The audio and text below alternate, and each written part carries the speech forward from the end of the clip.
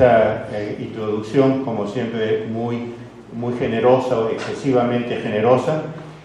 De hecho, yo estoy en Italia hace 30 años, donde, entre otras cosas, porque es una iniciativa de la asociación en Italia, lanzado un nuevo canal que se llama Visto desde Roma, que tiene dos playlists, como se llama, dos listas de vídeos, una en italiano, una en español, con un análisis semanal sobre la situación de la Iglesia. Esto es visto desde Roma, claramente la situación de la Iglesia. Y por lo tanto, perdonen si comienzo con un spot publicitario. Entren, vean el canal Visto desde Roma, o en italiano Visto da Roma. Compártanlo, divúlguenlo, etc. Son comentarios de 15 minutos rápidos, semanales, sobre la situación de la Iglesia. Y lo digo también para los que nos están siguiendo en Facebook. Cuando encendí el celular y comencé a transmitir, habían 147 en línea esperando, por lo tanto, y después va a ser grabado en vídeo, y el vídeo va a ser puesto también en los varios canales. Pero antes de entrar en la situación de la Iglesia, concretamente, una vista muy rápida en la situación del mundo, ¿no? Porque no hay nada peor que adecuarse a una situación donde no sucede nada. Aquí no pasa nada, ¿no? En situaciones, aquí no pasa nada, surge la pereza, el desgano, la falta de entusiasmo. Pero vamos a hacer, por ejemplo, aquí el señor Carlos White, que organiza los rosarios de hombres en la Plaza de Armas y en otras plazas, Plaza Quiñones. Vamos a hacer un rosario. No, tanto para qué sirve, aquí no pasa nada. Ahora, esta sensación de aquí no pasa nada se choca frontalmente con la realidad de las cosas que están pasando, y comienzo por el mundo. Ustedes aquí están muy lejos de Europa, pero ustedes no saben el ambiente de guerra que se está respirando en Europa. 2 semanas atrás, el ex ministro de Defensa británico dijo: estamos viviendo un clima de 1939. Ustedes saben lo que hubo en 1939. La guerra Rusia-Ucrania, o Rusia-Ucrania, Ucrania se dice, perdón, en español, ha literalmente puesto patas arriba toda la situación en Europa. Por ejemplo, durante la Guerra Fría, la NATO, la OTAN, tenía todo su frente en el este para enfrentarse al Pacto de Varsovia, que era la Unión Soviética, con todos sus países satélites. Con la caída del muro de Berlín, la caída de la Unión Soviética, etc., la NATO comenzó a desmovilizar sus tropas en el este, y se habló de armar el flanco sur de Europa para enfrentar la inmigración islámica, o mejor dicho, islamista. Es una distinción periodística que se hace en Europa para distinguir la religión islámica del movimiento militante, fundamentalista, revolucionario islamista. Pues bien, y de hecho fueron transferidas tropas y recursos para el flanco sur. Ahora están volviendo todos para el flanco este, y si se están rearmando todos, porque dice, la guerra parece inminente. Ustedes no lo saben porque es una cosa que no creo que se haya comentado aquí, pero Alemania activó a fines del año pasado el Ordnungsplan Deutschland, que nada más, nada menos que la movilización para la guerra, usado la última vez en 1938. También, ¿qué les dice eso? Y evidentemente bajo la égida de Hitler, por lo tanto el expansionismo nazista. Y eso fue activado, es decir, no es una cosa de un día para otro, pero Alemania se está preparando para la guerra. El ministro de la Defensa, Pistorius, alemán, tenemos que prepararnos para una guerra que puede explotar el fin de este año, 2024. El comandante de la Bundeswehr, el ejército alemán, las Bundeswehr se están preparando para responder a las amenazas actuales e incluso de guerra. Ahora, perdone si soy un poco banal, pero cuando Alemania se rearma es porque la cosa está muy fea. Porque después de la Segunda Guerra hubo toda una operación psicológica que para desarmar, no solo militarmente, sino sobre todo psicológicamente, a Alemania, para evitar que resurgiese el nazismo, que resurgiese la amenaza nazista. Pues bien, ahora toda esa situación se está invirtiendo. Los países europeos están aumentando el gasto militar hasta 2%, 2.5% de su presupuesto. Se ha restaurado ya en 4 países europeos y se va a restaurar en otros el servicio militar obligatorio, etcétera. Yo les podría hacer toda una reunión, digamos, sobre el clima de guerra que se está respirando en Europa. Pero guerra, no un estudioso que se siente en su sofá y estudia sobre la guerra.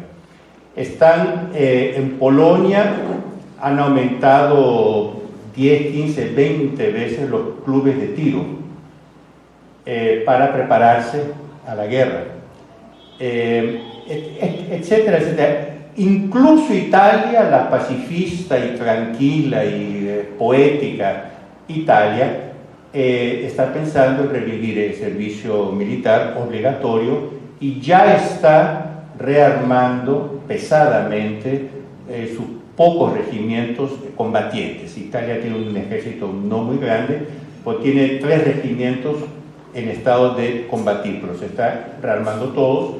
Cuando yo salí 2 semanas atrás, había llegado a Italia el mayor cargamento de armas americano para tenerlas listas en casos de guerra.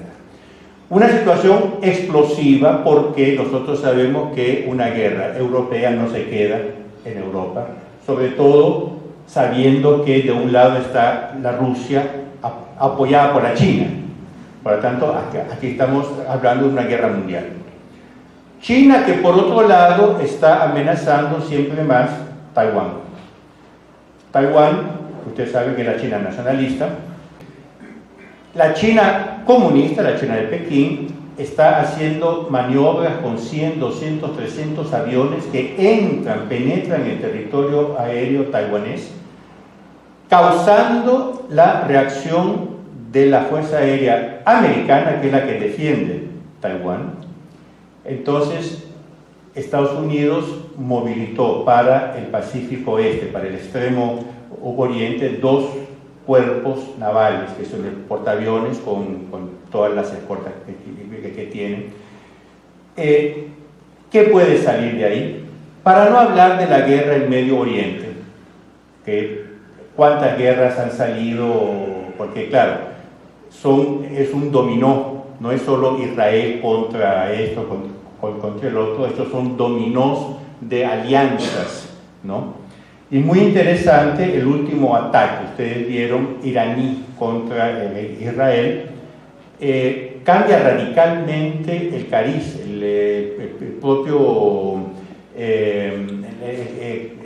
la propia cara de la guerra, porque ya no es una guerra contra un movimiento terrorista como Hamas. Es un país enorme y potente, a su nivel potente, Irán, que ataca otro país pequeño pero súper potente, Israel. Y justamente la semana pasada el Wall Street Journal, todos lo conocen, dice: el ataque iraní a Israel marca un profundo cambio en la realidad geoestratégica. Ya no es una guerra por procuración, ya no es una guerra a través de movimientos terroristas, es una guerra de país contra país.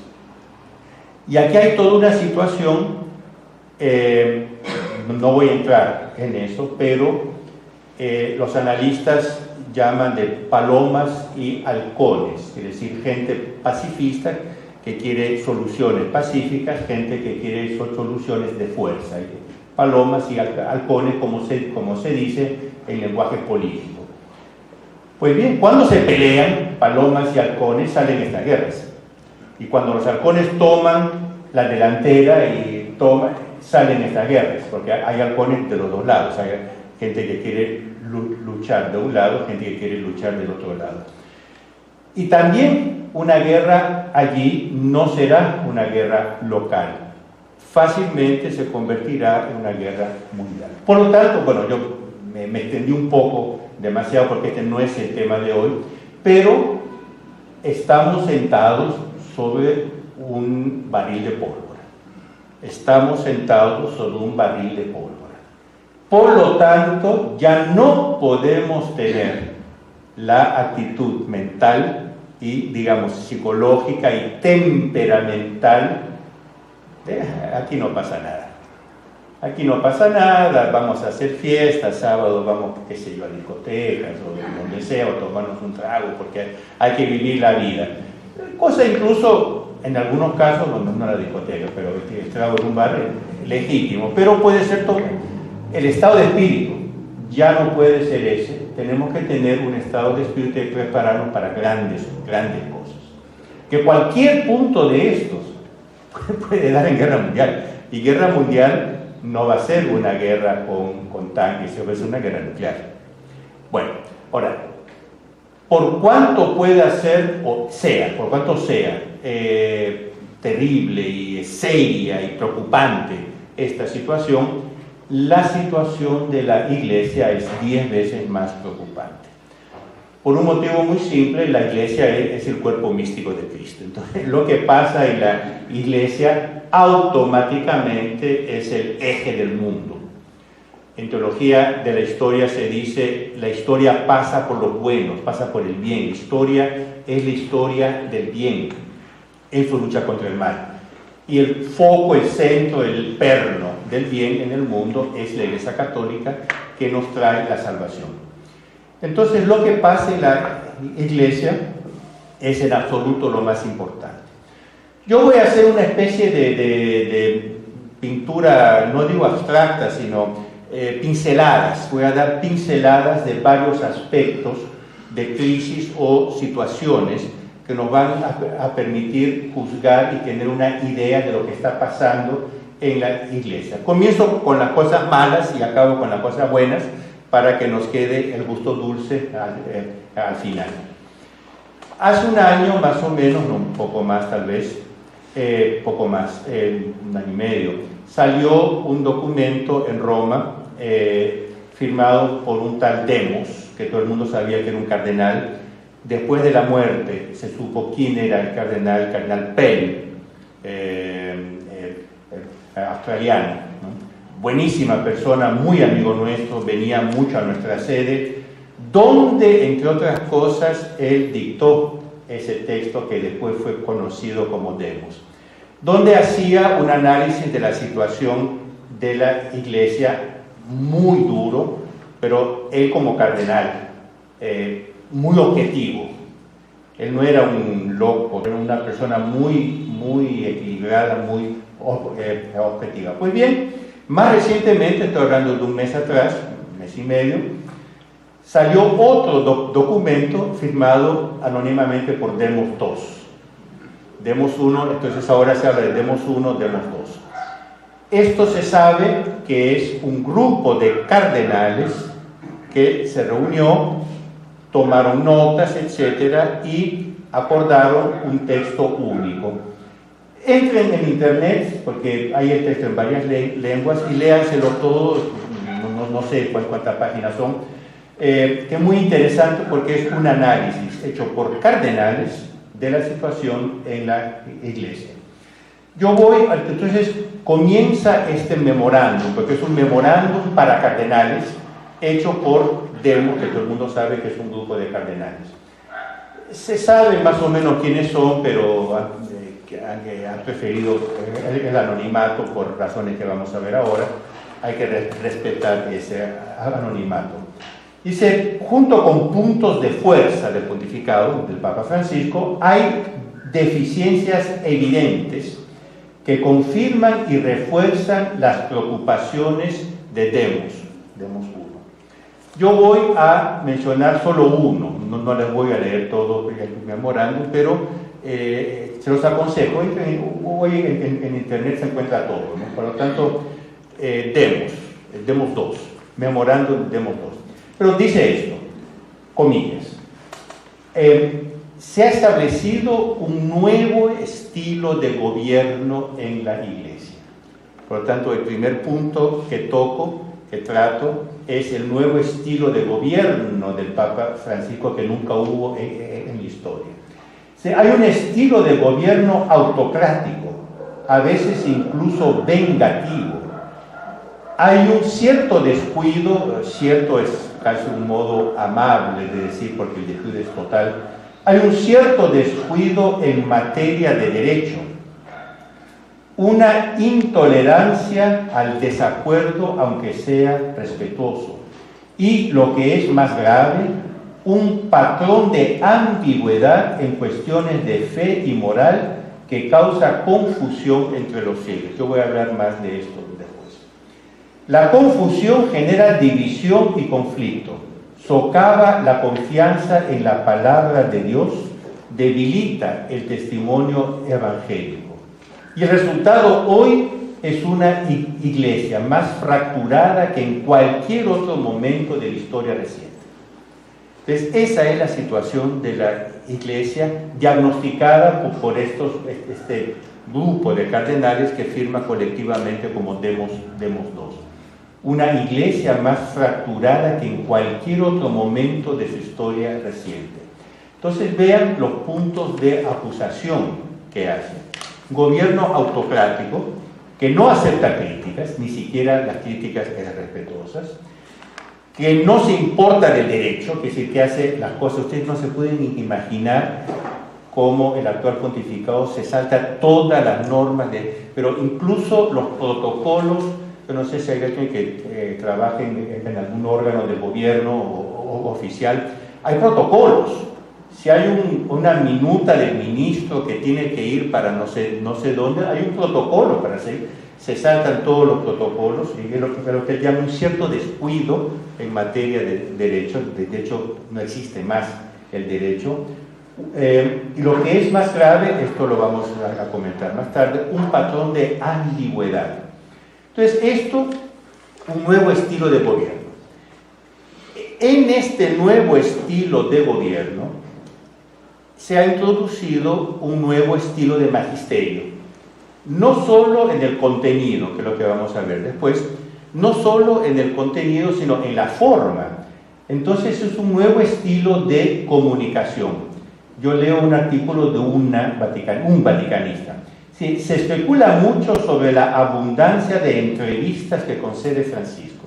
De hecho, él habla casi, no digo exclusivamente, pero preponderantemente por entrevistas.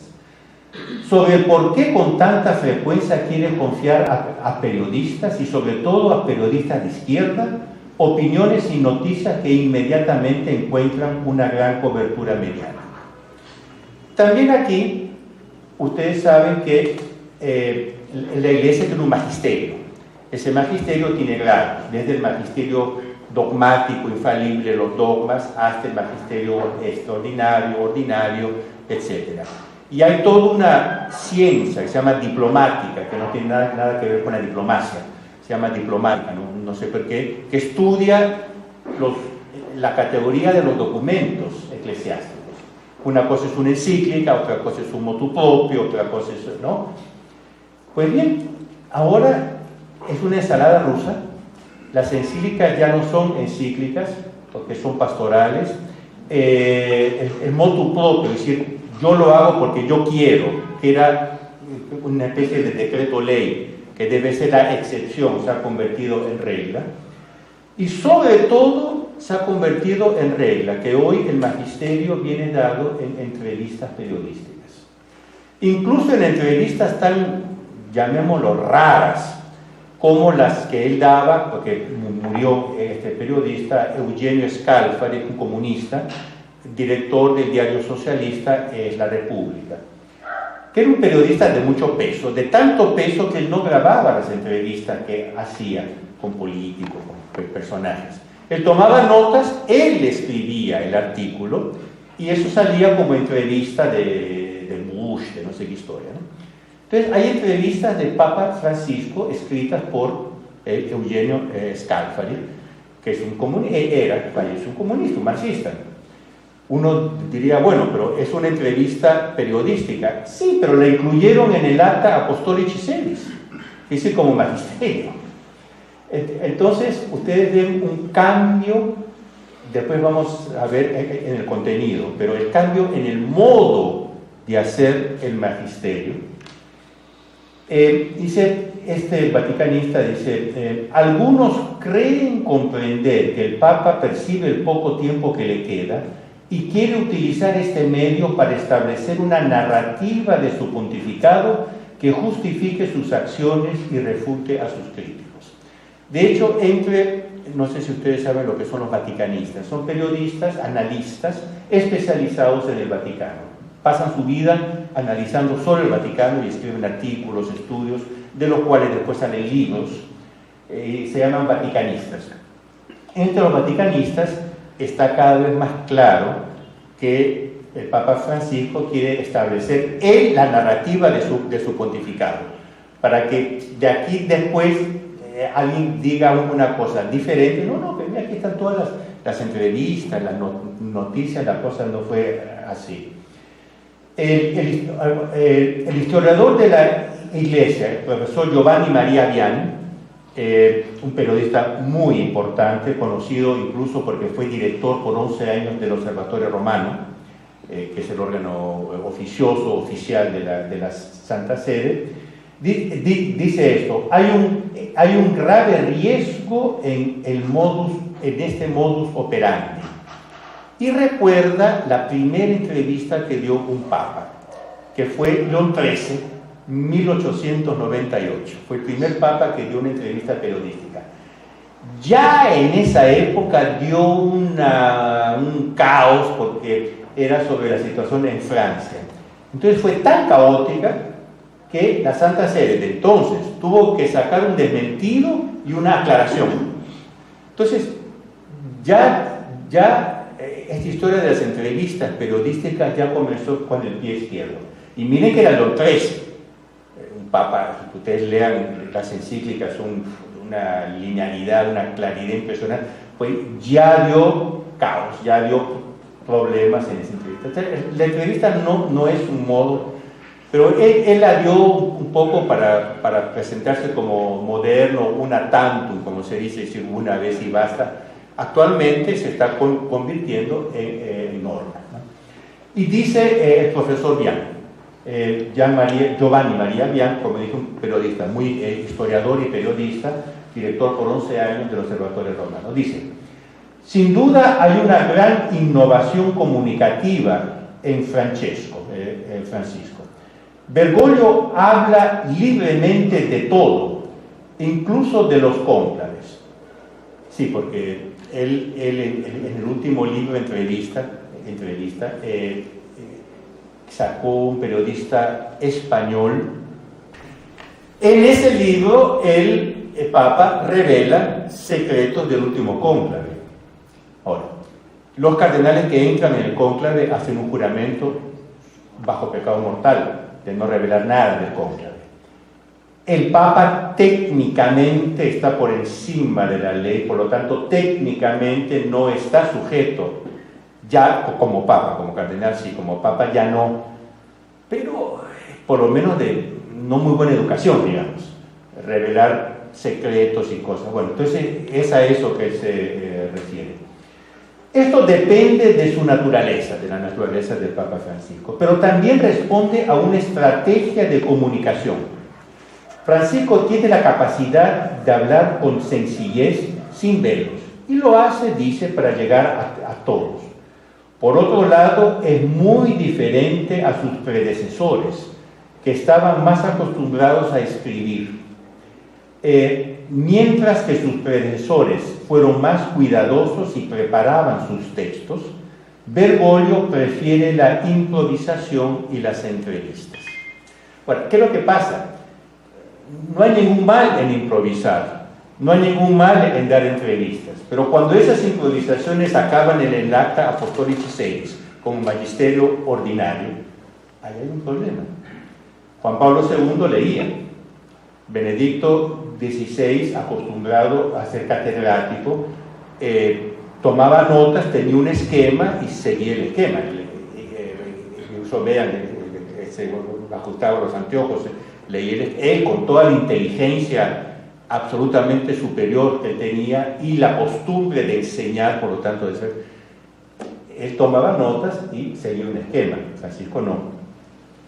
Entonces, al hacerlo, dice el profesor Giovanni María Vian, al hacer así, Francisco alteró profundamente el sistema de comunicación de la Iglesia. En el Vaticano hay una estructura de comunicación enorme y muy bien organizada, pero Francisco tiende a ignorarla la mayor parte del tiempo. Entonces, una innovación cuanto al modo de hacer el magisterio. Ustedes vayan, yo dije que voy a dar pinceladas, ¿no? vayan sumando todas estas pinceladas, sacadas después, no de mi boca, sino del cardenal y de un gran historiador de la Iglesia, etc. Otro punto que está siendo muy comentado, sobre todo en vista del próximo cónclave. Ustedes saben lo que es el cónclave, la reunión de los cardenales para elegir el próximo papa. La salud del papa, lo vamos a ver ahora, está bajando, está disminuyendo. Él todavía tiene energía, pero por ejemplo, ya está cancelando demasiadas ceremonias, está cancelando demasiados viajes. Se está quedando en Santa Marta, en sus aposentos, demasiado tiempo. Entonces, es evidente que su salud, digámosla muy suavemente, ya no es lo que era antes. Ahora, justamente en vista del próximo cónclave, él ha hecho una reforma muy profunda del colegio de los cardenales. Para comenzar, superó el número máximo de cardenales, lo que antiguamente suponía un decreto especial para poder superarlo por pocos. Él, sin decreto, sin nada, lo superó abiertamente. Él ha creado 143 cardenales, más que ningún otro papa reciente, más del doble de Benedicto. De esos, 113 son cardenales electores. Ustedes saben que los cardenales pueden ser elegidos, y electores y elegidos solo hasta una cierta edad, que creo que son 80 años, si no me engaño, en la correcta. A como están las cosas, 2/3 del colegio cardenalicio fueron nombrados por él.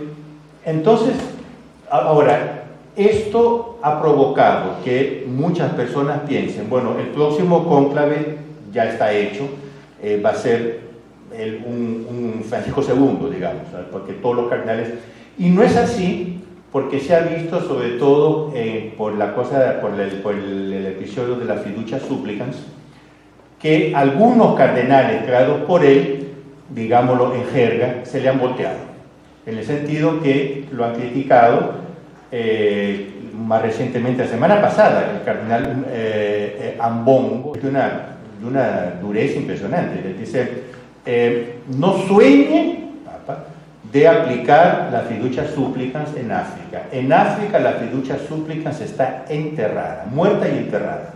Así, con estas palabras. Muerta y... ¿Perdón? Directo. Apoyando a un discurso que había hecho 3 semanas atrás el cardenal Sará a los obispos del Camerún.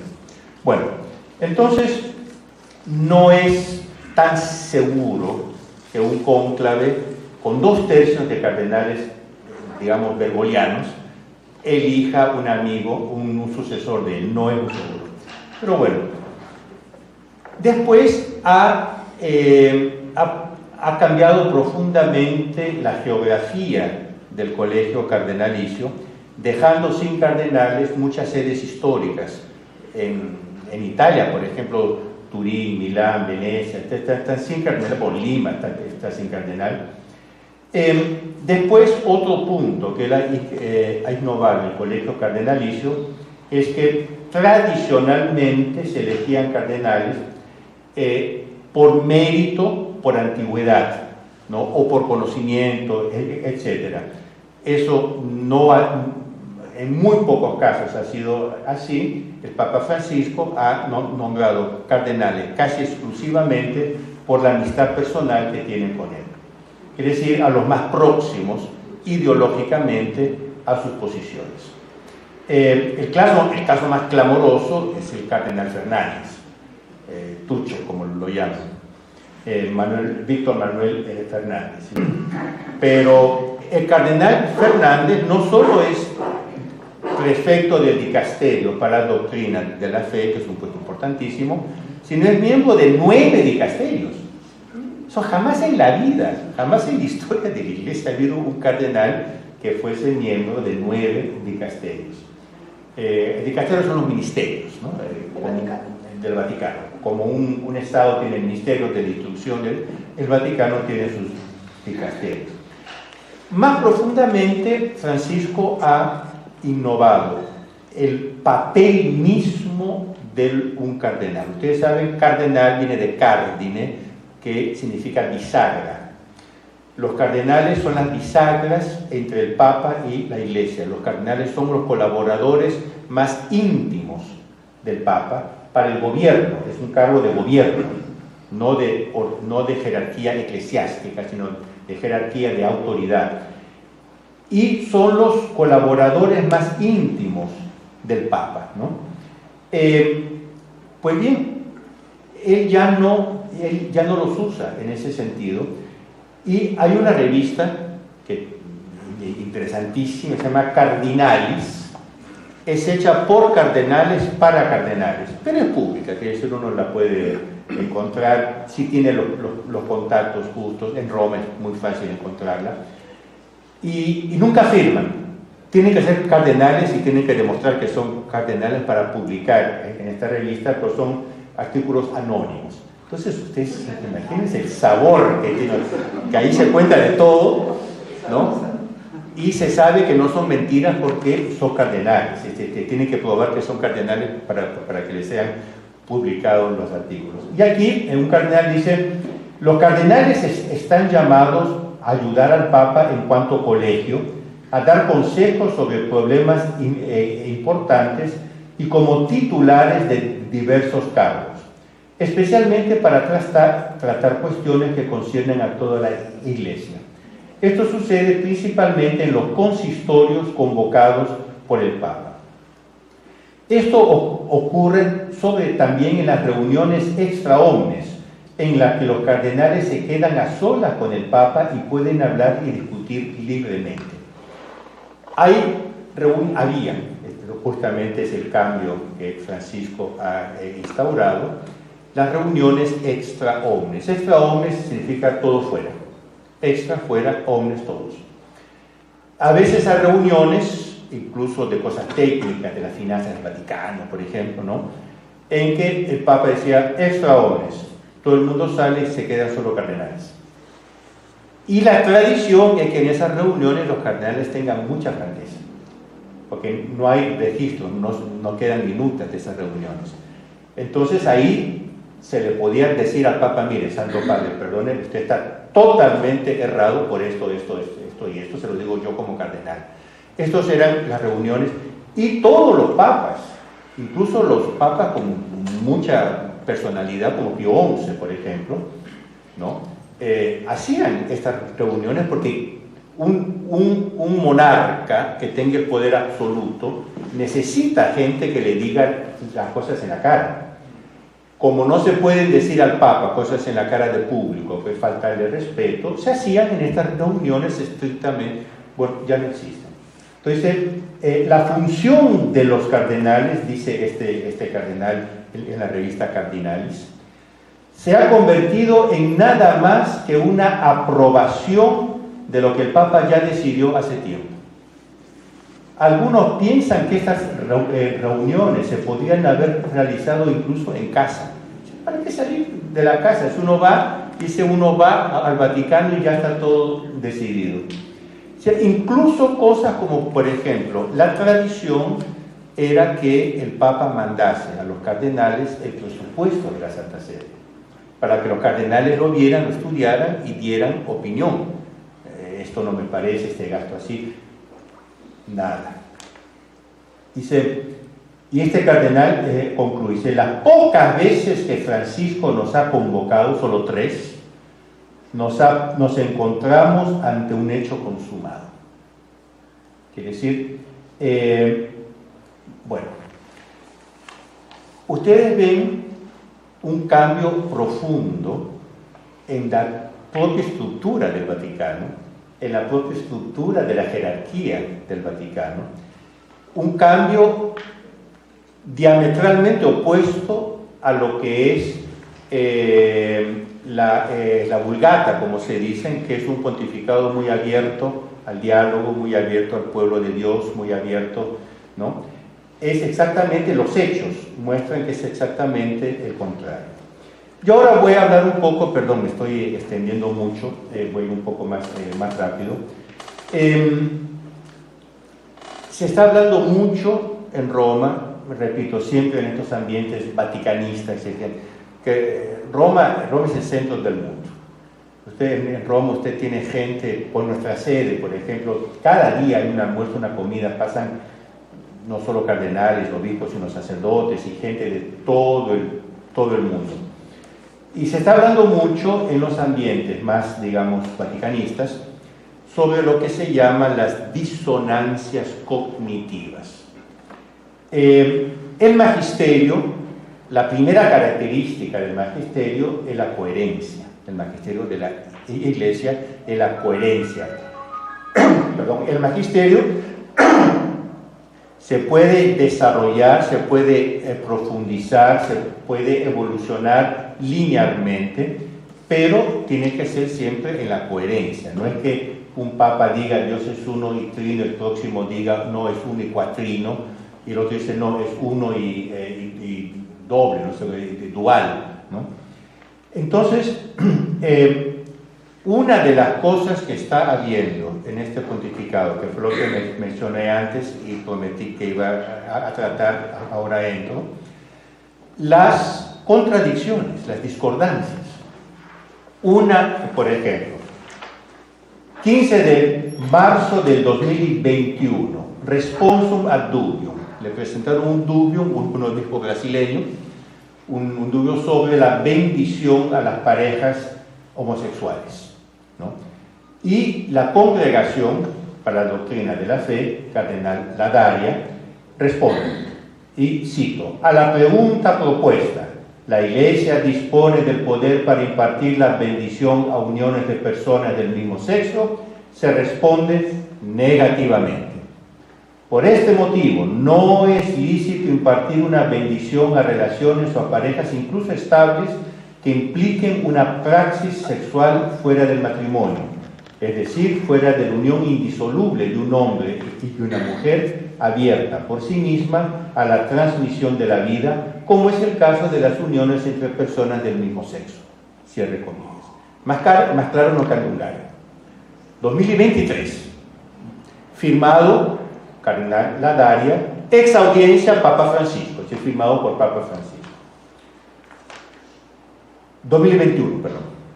2 años más tarde, fiducia súplicas, en el horizonte aquí delineado se coloca la posibilidad de bendecir a parejas en situaciones irregulares e incluso parejas del mismo sexo. Firmado Papa Francisco.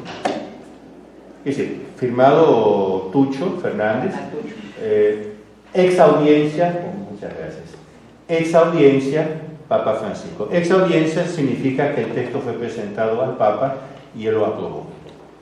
Entonces, no se pueden dar bendiciones, firmado Papa Francisco. 2 años más tarde se pueden dar bendiciones, firmado Papa Francisco. Otro ejemplo. Ustedes han visto la última declaración, más reciente, 3 semanas atrás, un mes, la Dignitas Infinita, que voy a comentarle un poco ahora. Critica el aborto, la ideología de género, la maternidad surrogata, el cambio de sexo.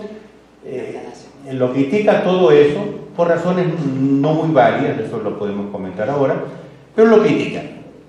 Bueno, al mismo tiempo que lo critica, un grupo de padres de familia de Malta, pero que representa grupos europeos, que se llama Drachma Parents, le escriben una carta al Papa diciendo que no están de acuerdo, que ellos apoyan el cambio de sexo porque tienen hijos que lo han hecho, Respuesta por escrito del Papa Francisco: recibo vuestra carta con el corazón abierto.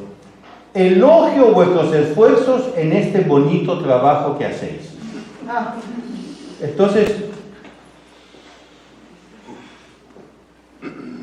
como dicen en inglés, maybe I lost something, me perdí algo. Me perdí. Ahora, ustedes pónganse en la posición de un fiel, que sale la declaración Dignitas Infinita, que tiene cosas muy buenas. Uno, genial, fenomenal, muy bien hecho. 2 días más tarde sale una carta que elogia un grupo de padres de familia que hacen lo contrario de lo que la Dignitas Infinita enseña. Entonces, ¿en qué quedamos?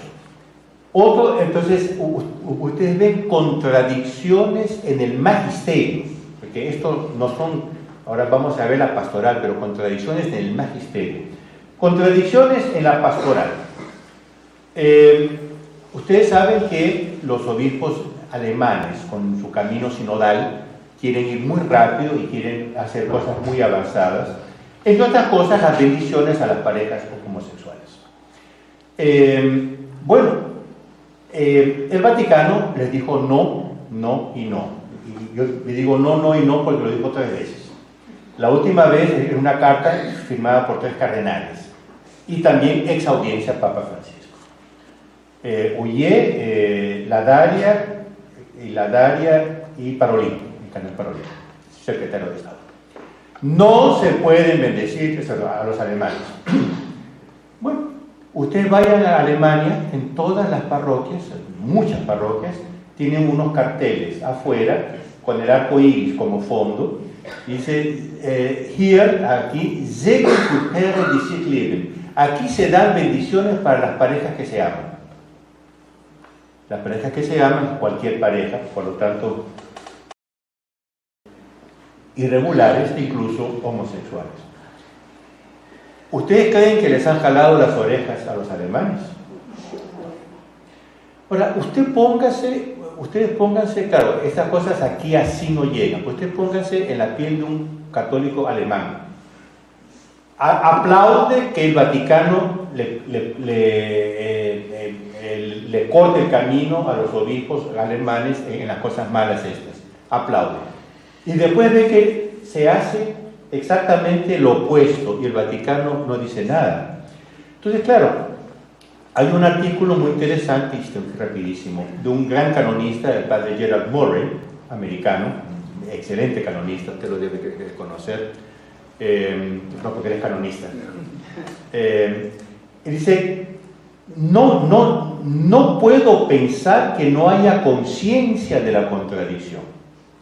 Quiere decir, uno no puede ser tan tonto, porque uno no llega a ser obispo y mucho menos papa si no tiene al menos un nivel mínimo de inteligencia. Por lo tanto, no puedo creer que el problema sea que no se dan cuenta. Entonces, yo creo que hay conciencia de la contradicción. Y aquí cito otro canonista italiano, por el nombre parece Sardo, de Cerdeña, Antonio Caraglio. La cuestión, en mi opinión, es que en este caso, como en muchos otros durante este pontificado, el pueblo de Dios es objeto de una táctica consistente en la inducción intencionada de disonancias cognitivas. Esto es una expresión científica de la psicología, tal vez de la psiquiatría también, en que una persona que recibe inputs, recibe impulsos contradictorios, acaba neutralizada.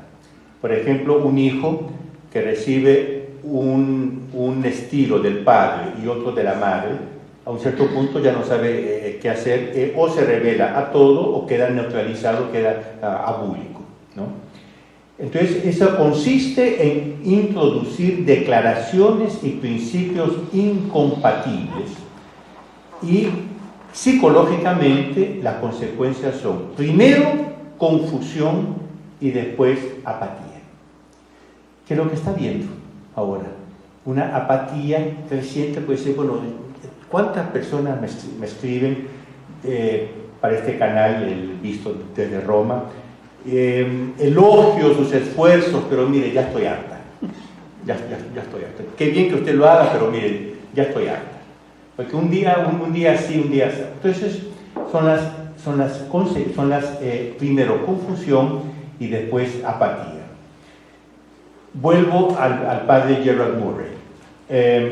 Si la misión del dicasterio para la doctrina de la fe es sostener y defender la enseñanza perenne de la Iglesia, ¿por qué el cardenal Fernández habría emitido una declaración que contradice el responsum del 2021, manteniendo sin embargo que no hay contradicción, sino un desarrollo innovador de la doctrina? Y él dice: se trata de un engañoso juego de palabras, un intento fallido de ingeniería verbal que busca imponer un cambio en la doctrina y en la práctica de la Iglesia sin dar la impresión de hacerlo. Bueno, ese es todo otro capítulo. Es una expresión muy hablada en estas últimas semanas en Roma, las famosas disonancias cognitivas. Bueno, yo voy a mencionarlo solo, porque podría hablar mucho, pero quiero ir a las cosas positivas inmediatamente. Estamos en pleno proceso sinodal. Hubo la primera sesión en octubre pasado, va a haber la segunda sesión este mes de octubre. El sínodo tiene como base, eso ya lo vimos porque hablé de eso aquí, en la escucha al pueblo de Dios. El pueblo de Dios todo es infalible, incredendo por la fe, porque es movido por el Espíritu Santo, entonces hay que oír al pueblo de Dios. Y ellos quisieron oír al pueblo de Dios para de ahí sacar la materia para debatir durante el sínodo. Pues bien, se dieron cuenta que el pueblo de Dios dijo cosas que a ellos no les gustaron. Sobre todo los africanos, un poco también los latinoamericanos, etc. Consecuencia, ya la primera sesión del sínodo fue a puertas cerradas. Nada de pueblo. ¿Perdón? Nada de pueblo, a puertas cerradas. Bueno, la segunda sesión, ahora estamos en el proceso consultivo, en el segundo proceso consultivo. ¿Quién ha oído del proceso consultivo sinodal en su parroquia? Porque quien ha oído se gana $1.000.000. Han nombrado grupos de especialistas escogidos a dedo para debatir los temas que se van a tratar en la próxima sesión general del sínodo. Entonces, claro, ¿en qué quedamos? ¿En qué quedamos? Y aquí hay un artículo muy interesante del Catholic World Report que dice: a este paso se pone en duda toda la credibilidad del sínodo. Claro. Porque el sínodo no tendrá ninguna importancia sino como auxiliar a los grupos de estudio. Entonces, toda una operación gigantesca, y al final, bueno, ahora, una cosa sí han propuesto, esto el cardenal Cupich, ¿no? Perdón, el cardenal Grech, que es el secretario general del sínodo. Cupich dijo otra cosa, peor todavía, pero bueno, dijo, ¿cuál será el modelo que se va a discutir en el próximo sínodo? Están todos sentados, ¿no? Una iglesia arcoíris. Tal y cual, una iglesia arcoíris. Que no importa la uniformidad de pensamiento, sino la unidad en las diferencias. Perdón. Unidad en las diferencias. Pues el arco iris, ¿qué es? El arco iris tiene el blanco, que por detrás, muchas veces, que por detrás tiene la unidad, ¿no? Entonces dice, no, eso. Ahora, vean cómo es la diferencia, como dicen, de la teoría a la práctica, la teoría cambia. Porque sí, arco iris donde todos tienen cabida, excepto algunos. Hay y ya entro para encerrar los últimos 5 minutos. Pero nosotros hicimos y la hacemos todavía, pero una gran campaña en Alemania, en todas las parroquias, sobre el proceso sinodal, criticándolo, ¿no? Difundiendo un manifiesto de análisis del proceso sinodal alemán con el título ¿Cómo permanecer católicos frente al sínodo? Una cosa así. Y hay la foto de la campaña que hicieron en la iglesia de los franciscanos en Frankfurt, y hay un cartel que dice en alemán y en inglés: aquí se aceptan todos los colores, todas las orientaciones sexuales, todas las razas, todas las religiones, todas las culturas, aquí se acepta todo, y el todo está en mayúsculas, ¿no? Y la foto es del párroco franciscano, así, echándonos de la iglesia, ¿no? Entonces, está el afiche: aquí se aceptan todas las religiones, todas las fe, todas las orientaciones sexuales, todos los colores, todas las razas, todo, pero ustedes fuera, ¿no? Ese es el signo. Bueno,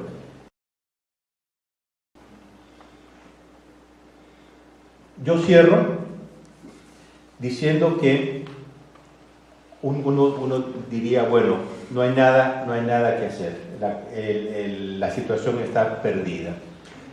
Y no es así, porque hoy en día hay reacciones que, cuando comenzamos con Tradición y Acción por un Perú Mayor, por ejemplo, cuando hacíamos campañas de nuestra revista en las iglesias, era fijo que había pelea con el cura, pero fijo.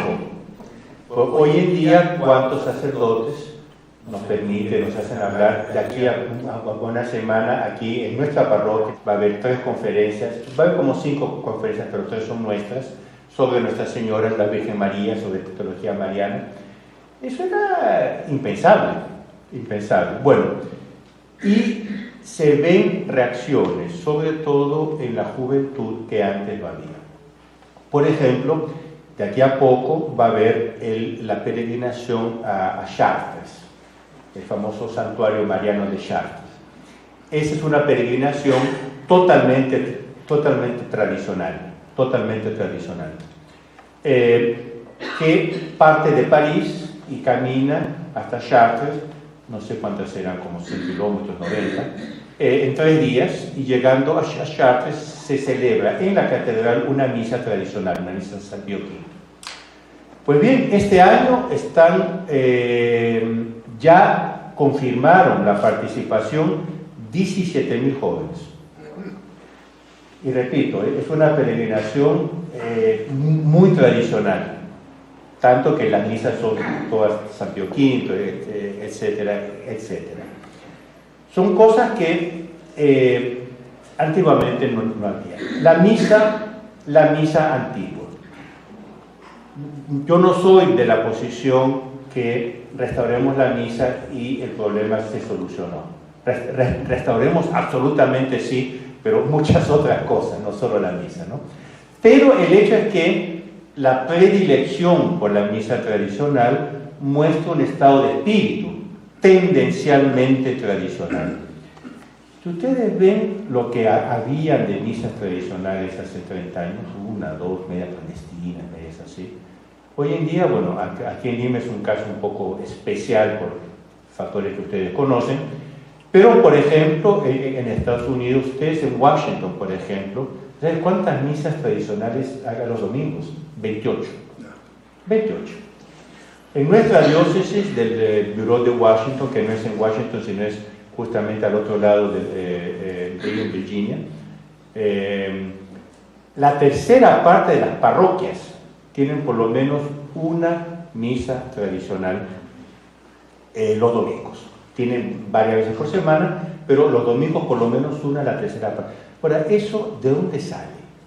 ¿De dónde sale? Y son padres jóvenes, el 99% son padres jóvenes. ¿De dónde sale eso? Gente que no fue educada en la tradición, gente que no conocía las cosas.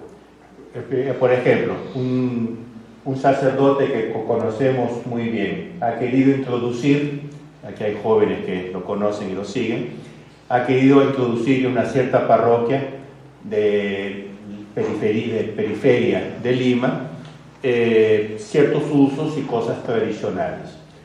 Los viejos, quiere decir los de más de 40 años, nada. Los jóvenes están aquí. El coro, entonces hay dos coros en la parroquia. El coro moderno, que son todos ya de una cierta edad, y el coro gregoriano, que son todos jóvenes, ¿no? Etcétera, etcétera, etcétera. ¿De dónde sale eso? Es evidentemente una gracia. Evidentemente una gracia.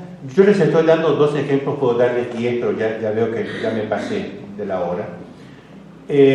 Una gracia que, insuflada por la misma gracia y aceptada como gracia, y es eso que hay que entender, hay que seguir esa gracia. La gracia no miente jamás. Hay un dicho brasileño: Dios no hace un punto sin nudo, que es una metáfora de coser, ¿no? Ese uno que es un punto y hace un nudo. Si Dios dio esta gracia es porque quiere dar otras gracias en esa línea. El rosario de hombres, te veo aquí en primera fila, que 10 años atrás, que 5 años atrás era impensable. Y ahora, este sábado pasado, éramos 140, 150 hombres, más las mujeres que participan, pero quedan, ¿no? 300. Con todo. Yo acabo con un testimonio, como dicen los americanos, right out of the horse's mouth, de la boca del caballo, que es de ellos mismos.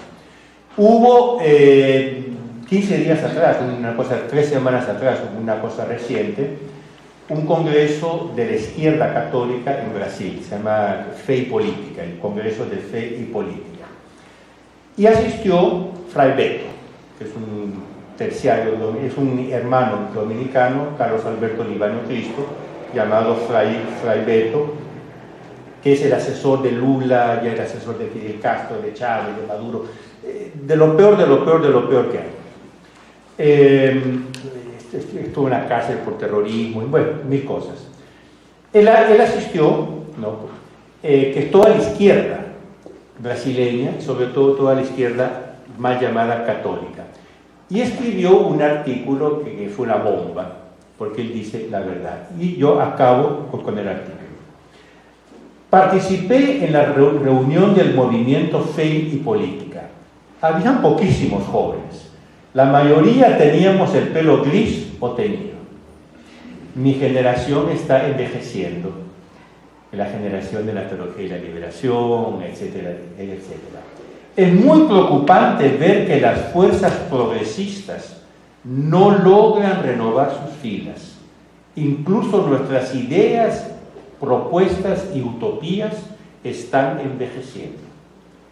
Y vean que él es brasileño, sí, pero él es un asesor de la izquierda continental, latinoamericana.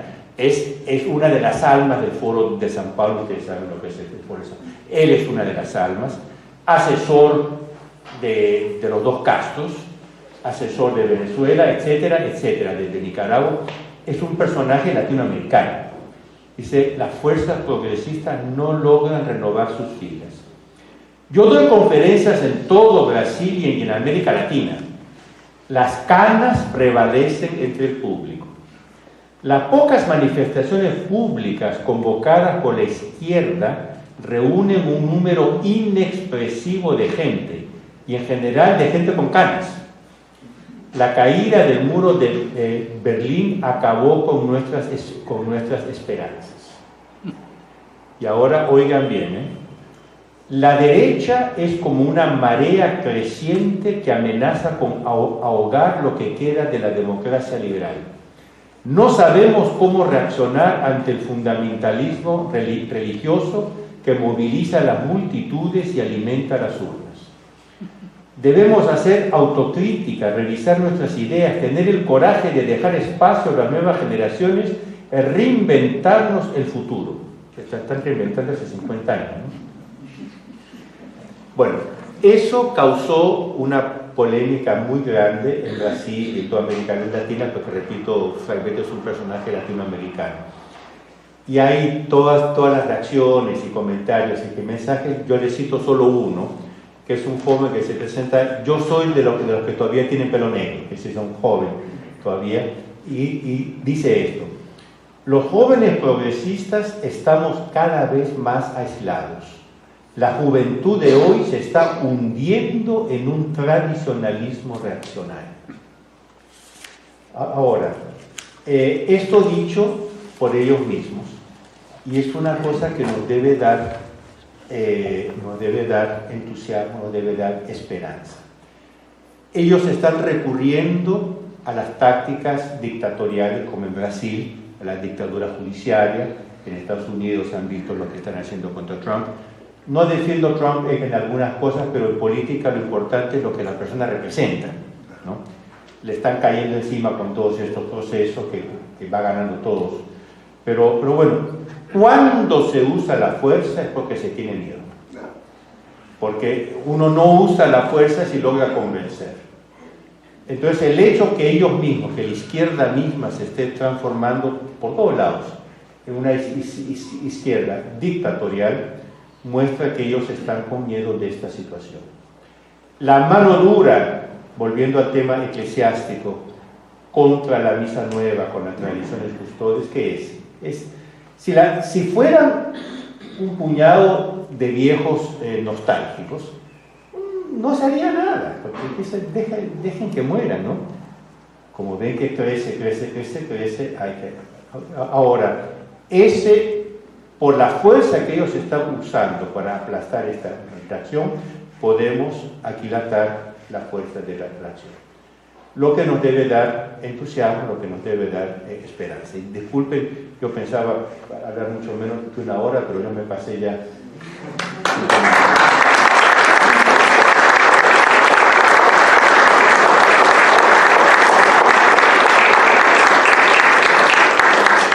Agradecemos a don Julio Loredo esta exposición. Quienes han estado presentes en otras conferencias o las han visto en el canal de YouTube de Televisión y Acción, pues pueden ver que él suele explayarse a veces sobre cada una de esas cosas muy ampliamente, muy detalladamente, analizar así los pormenores, ¿no? Ahora él ha tratado de dar una visión de conjunto, lo cual es muy interesante, ¿no? Para ubicarnos en el panorama, pero debe haber bastantes preguntas posibles. Vamos a ver, algunas se podrán responder, otras quizás no, porque va pasando la hora.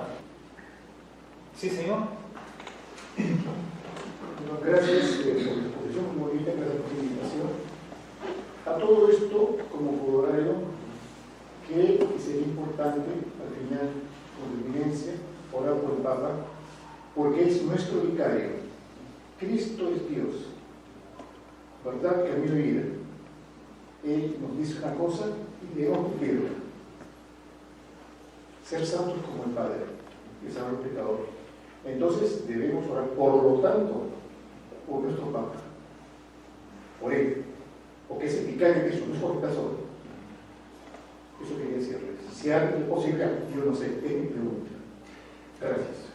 Nosotros cuando rezamos el rosario en conjunto, se acaba siempre con el tradicional Padre Nuestro, Ave María y Gloria por las intenciones de Sumo Pontífice. Porque es el fundamento. Uno puede criticar cosas que están en desacuerdo con la tradición y la doctrina de la Iglesia. Eso no toca la institución. Y si hay algo que caracteriza a la TFP en todo el mundo, es justamente esa fidelidad, que no cambiará jamás. Ustedes lean nuestros escritos, lean nuestras revistas, lean hoy en los sitios internet en versión moderna, y verán que esta es la línea. En ese sentido, yo les aconsejo, yo tengo el texto en español, yo no sé si lo han publicado, Cortesanos de la Desgracia. Es un texto muy bonito de Pino Correa de Oliveira, que comentando las lamentaciones del profeta Jeremías, que dice cómo Jerusalén está postrada, ella que fue la princesa de las naciones. Y el otro Pino Correa de Oliveira dice, hoy la iglesia está postrada, así como Jerusalén está. Hay que ser cortesanos de la desgracia y amarla mucho más ahora que en su esplendor. Yo se lo voy a pasar porque es un texto muy, muy bonito. Sí. Señor Loredo, ¿usted cree que si el sínodo sigue el camino que nos ha comentado, tenga éxito, o en el otro caso pueda fracasar y que ese fracaso prácticamente el Papa lo detenga, ¿no?, antes de que provoque un cisma futuro? La cosa es esta, el sínodo ya fracasó. El sínodo ya fracasó en el sentido que ya no ha hecho ni está haciendo lo que se propuso hacer. Hoy se está haciendo una cosa que es exactamente, en estos meses, se está haciendo una cosa que es exactamente lo opuesto de lo que propone el sínodo, que era la escucha a todo el pueblo de Dios. Si se cierra ahora en grupos especializados, es lo opuesto. Después se ha visto que la recepción del sínodo no fue para nada uniforme, hubo muchas reacciones, y las reacciones han crecido, todo un continente se le puso no solo África, estoy hablando de África, no solo África, sino, por ejemplo, cuando hubo la discusión de las conclusiones del documento final del sínodo a nivel continental en Europa, hubo una reunión, creo que en Praga o en Varsovia, en muchos países del este, totalmente contrarios, obispos dirigidos sobre todo por los obispos polacos, húngaros y digamos esa zona que son más reaccionarias, por los obispos rusos, católicos rusos, claro, y dicen no, absolutamente no. Entonces el propio continente europeo aislaron a los alemanes, dijeron no, esto y esto no entra. Entonces uno ve que hay estas reacciones. Ahora, en un ambiente de esto, ¿qué saldrá del sínodo? No lo sé, pero como sínodo ya fracasó porque no está haciendo si no lo consiguió, hasta ahora no lo va a conseguir. ¿Podemos decir entonces que sería como que el fracaso de lo que el Papa quiso hacer? No, lo que pasa es esto, ahí es la táctica de lanzar 10 para obtener 3, ¿no? Es decir, ellos lanzan el bastón lejísimos, como lo que dice Maquiavelo, ¿no? La sugerencia que él da al príncipe, a Lorenzo de Medici, ¿no? Si quieres aumentar los impuestos del 20%, di que los vas a aumentar 50%. Entonces va a haber una revolución y tú cedes, está bien, 20%. Está bien, 20% sí. Entonces, claro, se está jugando mucho esto con los alemanes como el 50% y el Vaticano como el 20%, ¿no? Ahora, cualquier cosa que se consiga en esta línea va a ser mal, aunque sea el 1%. pero no va a ser el 50% ni mucho menos el 100% de ellos. Por favor. Sí. Muchas gracias por la exposición y por tenernos aquí a lo que está pasando a nivel mundial. Mi pregunta viene, así como hay la Agenda 2030, sí, donde, entre otras cosas, han querido ingresar sus ideologías a cada país mediante los ministerios de educación, ¿no? Y en algunos países lo han logrado y acá lo han intentado también. ¿No pasará lo mismo ahora que usted nos está comentando sobre la tendencia de querer tomar una iglesia arcoíris, meter como recurso de religión ahí también al atacar a los niños, ¿no? Como también sí. No, absolutamente sí, como se dice en italiano. Sí.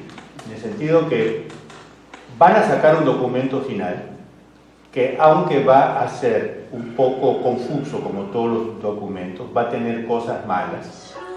Y ahí vienen los que aplican eso a nivel de catequesis, a nivel parroquial, a nivel, ¿no? Dice, mire, este es el documento, hay que hacerlo, teniendo el documento escrito como directiva.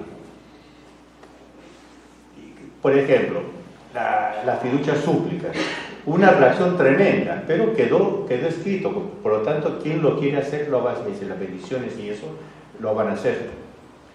Entonces, así como hay una agenda 2030, el eventual documento final de este sínodo va a ser una agenda 2030 para la Iglesia. ¿Y quedará plasmado en el catecismo también? ¿Llegará a ese punto o no? Bueno, ya están cambiando el catecismo, has visto que ha cambiado la pena de muerte, etcétera. ¿Hasta dónde puede llegar? Porque ya no hay los procesos consultivos de antes. Usted vea, por ejemplo, las proclamaciones de los dogmas, ¿no? Dogmas de la Asunción, de la Inmaculada Concepción. Lea los documentos pontificios que proclaman el dogma.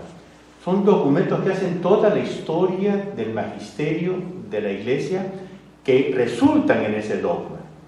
No que se lo inventan de un día para otro, ¿no? Si ya en el siglo IV había esto, y San tal del siglo VI comentó esto, y la liturgia de no sé dónde del siglo X. Entonces, por lo tanto, nos proclamamos, definimos, ¿verdad? Ya no hay eso. De un día a otro sale un decreto y lo que se ha afirmado en todo el magisterio de la Iglesia, que es que la pena de muerte en ciertas circunstancias es legítima, listo, de un plumazo está cancelado. Entonces, claro que se va a cambiar el catecismo. Claro que se va a cambiar. Por favor. Hay un discurso geopolítico dominante de muchos tipos, de muchas características respecto al problema de Ucrania con Rusia, ¿no? Pero también hay una realidad respecto a lo que es su dirección filosófica, es conocida, política, etc. Mi pregunta es, ¿hay alguna manifestación de alguna autoridad anónima o pública de la Iglesia que diga claramente lo que todos vemos, ¿no? Que es una, se podría decir para los rusos, su batalla espiritual, lo que ellos proclaman, su guerra santa, o que simplemente es una cuestión de globalismo contra un país soberano? Bueno, ahí entraríamos en otro tema larguísimo. Yo he estado muchas veces en Rusia, la conozco perfectamente, varias, la conozco perfectamente. Tenemos oficinas en Rusia, poco cerrada ahora, como se puede bien pensar. En Rusia, desde siempre, no es de ahora, desde siempre, Iglesia y Estado han estado unidos. Es decir, la esencia de las iglesias ortodoxas, porque no es una, son iglesias nacionales. El Papa de la Iglesia Ortodoxa de Moscú eran los zares. Y ya en época de los zares, la Iglesia Católica no se la pasaba muy bien en Rusia. Lenin, por coherencia con su ateísmo, persiguió la iglesia, acabó con la iglesia católica, pero también persiguió la iglesia ortodoxa. Stalin fue mucho más inteligente y vio que tenía que gobernar con la iglesia. Entonces él restauró la iglesia ortodoxa, creó el patriarcato de Moscú que no existía y la sujetó al Estado soviético. Entonces la iglesia ortodoxa, patriarcado de Moscú, es nada más nada menos que un instrumento del gobierno soviético. Hasta hoy. El actual patriarca era un agente del KGB, porque uno, para ser ordenado sacerdote, uno tenía que tener un documento del KGB que lo decía, este es un buen comunista, un buen socialista, como decían, si no, no lo ordenaban al sacerdote ortodoxo. Y desde siempre las dos cosas han sido unidas. Por lo tanto, no sorprende que estén presentando una guerra que es en el fondo expansionista como una guerra espiritual y religiosa. Eso siempre fue así en Rusia y no hay nada nuevo. Usted vaya vea las iglesias rusas en San Petersburgo, que es la que conozco un poco más, conozco también en Moscú, pero sobre todo en San Petersburgo. Hay una iglesia que es para rezar. Todas las otras son templos patrióticos. Hay la catedral de la sangre derramada. No dice, caramba, sangre de nuestro Jesucristo. No, es de San Alejandro I, creo que fue, o segundo, que fue muerto por un anarquista. Y derramó su sangre, por lo tanto es santo. Entonces la catedral de la sangre derramada. La basílica de Nuestra Señora de Kazán. No dice, caramba, Nuestra Señora de Kazán, patrona, ¿no? Es hecha por la victoria de la batalla de Borodino en honor del Marechal Kutuzov, a la cual batalla se llevó el ícono, se dice, ¿no? Ícono de Nuestra Señora de Kazán. Entonces es la basílica de Kazán, con Kutuzov enterrado ahí, que recuerda la batalla de Borodino contra Napoleón. Etcétera, etcétera. Quiere decir, la mayor procesión ortodoxa es la procesión de San Alexander Nevsky. ¿Por qué fue santo? Porque fundó la Rusia, y la Rusia es santa, la Santa Rusia. Entonces, si fundó la Santa Rusia, es santo, ¿no? Alexander Nevsky, famoso que ganó a los alemanes, a los teutónicos, ¿no? Y él, de hecho, fundó. Es la procesión más multitudinaria que hay, como más o menos, digamos, lo que sería aquí el Señor de los Milagros, como importancia, patriótico. Entonces, el hecho que esté presentando una guerra que en el fondo es expansionística, con contenido religioso, eso hace parte del modo de ser ruso. Volviendo al Papa, ¿no? Ahora hay un documento de cerca de 40 páginas que han firmado 17 personas que son pensadores, son teólogos, etc., que le están pidiendo al Papa que renuncie o que los cardenales lo suspendan al Papa, ¿no? Y nombran todos los crímenes, así le ponen, ¿no? Los crímenes que hizo desde el principio hasta ahora, en cuanto al mal que le está haciendo a la Iglesia.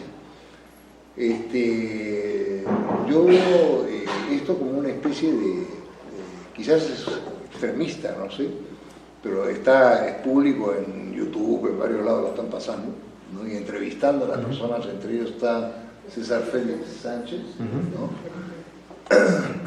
Que es muy conocido acá en el Perú y muy respetado.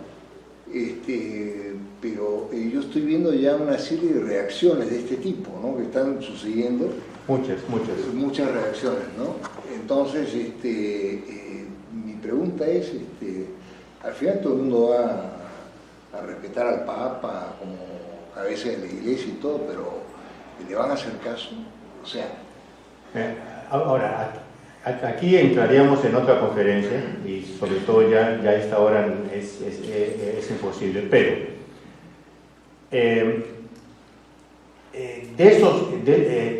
Existe históricamente estudios sobre lo que se llama la hipótesis teológica del Papa hereje, estudiada por grandísimos teólogos, muchos de ellos santos. San Roberto Bellarmino es el principal, pero muchos otros, ya desde Santo Tomás, pero tomó mucho impulso en el 1500,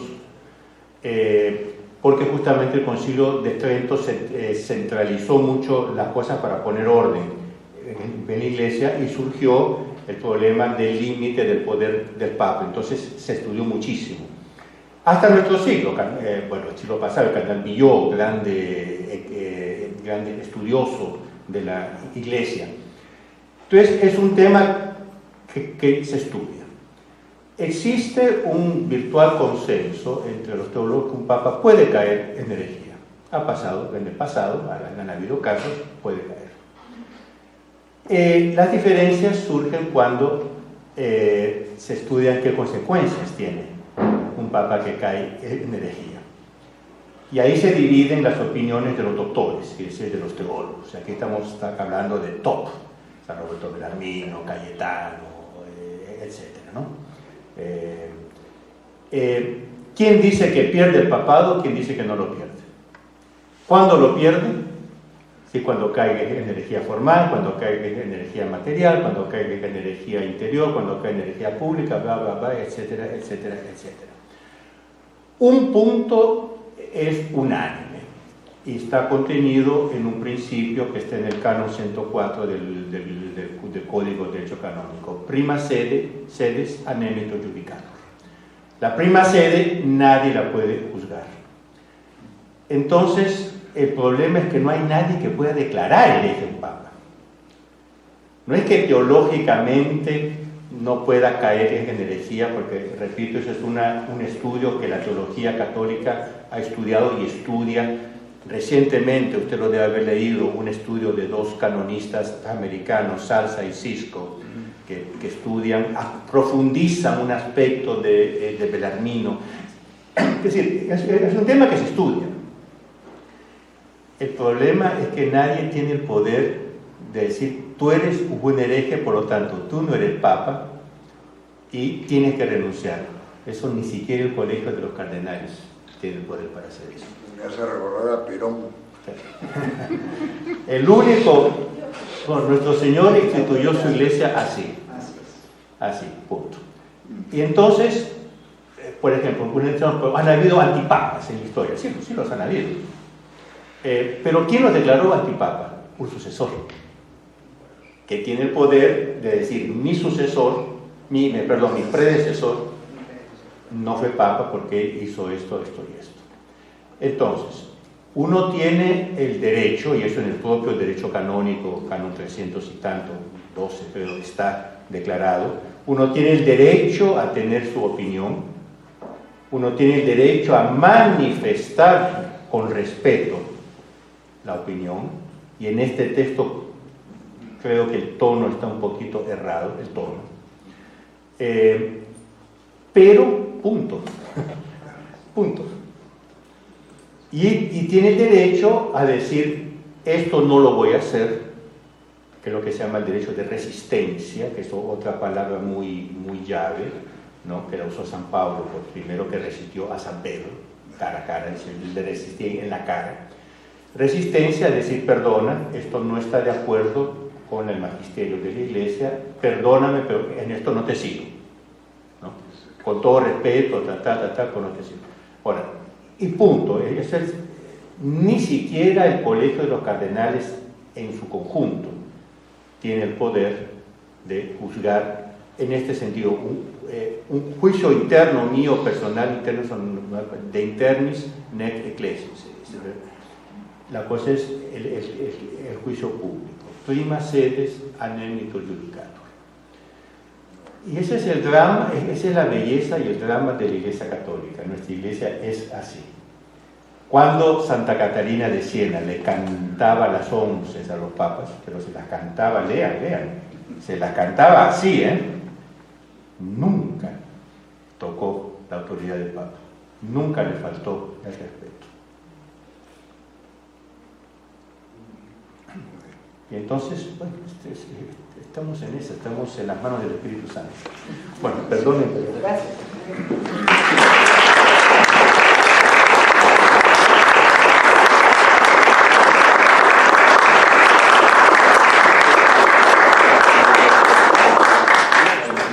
Sí, agradecemos a don Julio, y quienes tengan pues más preguntas ya después informalmente se acercan a él y se las hacen. Habiendo dos sacerdotes que nos visitan, le pedimos al Padre Sabio Becerra